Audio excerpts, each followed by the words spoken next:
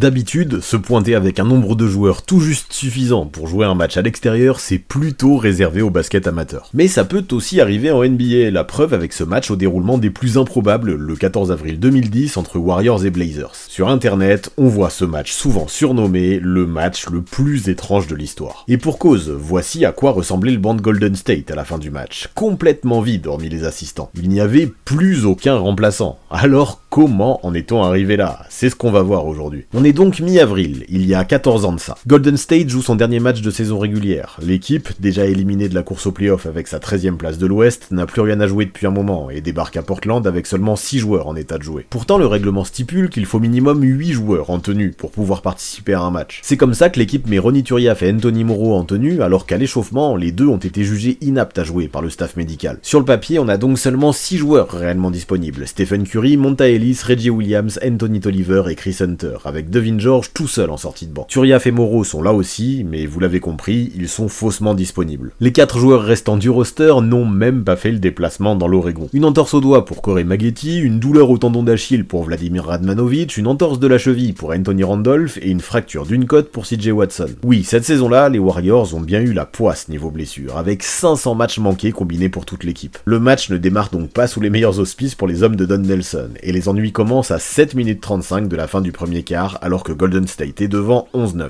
Ouais, c'est le moment où Chris Hunter sort, car il vient de se faire mal au genou droit. C'est donc Devin George, le seul remplaçant disponible des Warriors, qui fait son entrée sur le terrain, à 40 minutes de la fin. Il fait un premier bon passage, en complément du duo Monta Ellis-Stephen Curry, et les deux équipes finissent à égalité 33 partout, après 12 minutes de jeu. La partie reprend avec le même 5, et Golden State parvient à rentrer au vestiaire en tête, 60-58, dans le sillage des 18 points de Monta Ellis. Après la reprise, ça reste serré, puis Portland compte 6 points d'avance à la fin du troisième quart-temps. L'écart est vite rattrapé, et Ellis donne avantage de 4 points aux visiteurs, à 5 minutes 34 de la fin. Mais moins d'une minute plus tard, ce qui devait arriver arriva. Devin George, devenu l'indispensable 5e joueur des Warriors sur le terrain suite au forfait d'Hunter, écope de sa 6e faute. Bon, qu'est-ce qu'on fait dans ces cas-là? Eh bien, il faut aller fouiller dans le règlement de la NBA à la rubrique remplacement pour le savoir. On le sait, un joueur qui écope de sa 6e faute doit sortir, sauf si tous les autres remplaçants de l'équipe ont été disqualifiés du match, ou ne sont plus en mesure de jouer. Là seulement, le joueur, même avec ses 6 fautes, pourra rester sur le terrain afin d'assurer la présence de 5 joueurs pour son équipe. On sifflera aussi une technique en plus d'une faute personnelle et d'équipe, même chose pour les fautes suivantes, dont offensives. Le truc c'est qu'à ce moment-là, techniquement, Golden State a encore 2 joueurs disponibles sur la feuille de match. Turiaf et Morrow ne sont pas disqualifiés, mais ils sont blessés et ont été alignés uniquement pour répondre aux exigences du règlement. Alors Don Nelson a beau essayer d'argumenter avec les arbitres, ces derniers ne flanchent pas et refusent que le coach ne fasse re-rentrer George tant qu'il y a encore 2 joueurs en tenue sur le banc. Nelson se résout donc à faire revenir sur le terrain Chris Turner, blessé au genou un peu plus tôt dans le match. Le pivot, revenu en jeu à 4 minutes 47 de la fin, fait quelques allers-retours en boitant et finit par se refaire mal en tentant de provoquer un passage en force de Martel Webster. Et là c'est reparti, Nelson demande encore à pouvoir réinsérer George. Les arbitres le lui refusent encore une fois. Après un temps mort, c'est donc Turiaf qui rentre en jeu à 3 minutes 45 du buzzer. Le français fait immédiatement une faute pour se déclarer blessé dans la foulée et sortir. Morrow rentre à sa place et fait exactement la même chose, direction le vestiaire. La situation est ubuesque, mais cette fois c'est bon, George peut enfin revenir. Patty Mills rentre le lancer de la technique pour les Blazers, le jeu reprend et Curry égalise à 110 partout sur un shoot à mi-distance à 3 minutes 19 du terme. Le rookie a enchaîné et scoré 9 points d'affilée durant un 14-4 en faveur de Golden State, qui finit par l'emporter 112-116. Le fait d'obliger ces gars à entrer sur le terrain pose un problème juridique, je pense. Ils m'ont obligé à faire rentrer des joueurs blessés sur le parquet, ce n'est pas correct. En 48 minutes de jeu, le futur MVP, deuxième des votes pour le rookie de l'année derrière Tyreke Evans quelques semaines plus tard, a établi ce soir-là son record en carrière de l'époque, avec 42 points. Ellis avait lui terminé à 34 points, face à des Blazers privés de Brandon Roy et de LaMarcus Aldridge. La défaite n'avait pas eu d'incidence sur la 6ème place à l'ouest de Portland, grâce à une défaite des Spurs. Ce qu'il faut retenir, c'est qu'on a eu une spectaculaire performance de la part des 5 gars qui ont pu jouer. C'est fort ce qu'ils ont fait, ils ont dit qu'ils voulaient la vidéo, car ils trouvent que c'est le meilleur match qu'ils ont jamais joué, et vous savez quoi? Ils ont peut-être raison. Et quitte à aller encore plus loin dans les déclarations de Don Nelson, il paraît que là, en ce moment, il vous conseille de vous abonner tout de suite à cette chaîne. Nous, en attendant, on vous remercie énormément et on continue. Et oui, sachez que hors NBA, il y a eu un autre match de ce genre en novembre 2017, quand l'université d'Alabama a dû jouer les 10 dernières minutes de son match contre Minnesota avec seulement 3 joueurs sur le terrain. C'était lors du Barclays Center Classic à Brooklyn, et ça mérite une petite explication. Il y a d'abord l'exclusion de Nate Mason de Minnesota pour une deuxième technique après une embrouille avec Colin Sexton. Ça a ensuite dégénéré entre 2 autres joueurs, Dupree McBrayer et Dyson Ingram, et c'est tout le banc d'Alabama qui a été prié de rejoindre le vestiaire après s'être précipité sur le terrain. Avec encore 11 minutes 37 à jouer au compteur, Dyson Ingram a pris sa 5ème faute et s'est retrouvé dehors, laissant ses coéquipiers à 4. Comble de la malchance malchance, l'un des 4 joueurs restants, John Petty, s'est tordu la cheville en atterrissant mal après un shoot. Boum, le voilà out lui aussi. Et voilà aussi comment Alabama s'est retrouvé à jouer à 3 avec Sexton, Galen Smith et Riley Norris sur les dernières 10 minutes 41 de la rencontre. Et le pire, c'est que dans ces conditions, le trio a passé un 26-16 à ses adversaires et dominé Minnesota 30-22 après la blessure de Perry. Sexton a même eu l'occasion de réduire l'écart à 1 point à un peu plus d'1 minute de la fin, mais son shoot à mi-distance n'est pas rentré et l'équipe s'est inclinée, 89-84. Après ce match, Rick Pitino avait déclaré que Sexton, qui avait terminé à 40 points, pourrait être une équipe à lui tout seul. Pour info, en NCAA, s'il ne reste qu'un seul joueur sur le terrain, l'équipe doit déclarer forfait, à moins que le corps arbitral estime que les deux équipes ont une chance de gagner.